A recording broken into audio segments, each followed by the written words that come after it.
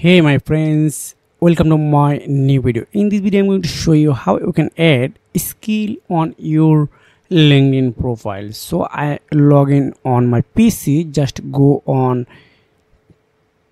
here, then otherwise click on me and view profile. So just add profile section, you need to click on here, then you can see here education, add position, add service, add career break, add skill, or lots of options available here. Just click on add skill, docs. So just click on save. And this is easy method. I hope you are able to add this skill on your profile. So just click on no thanks. Okay, it's already added on my profile.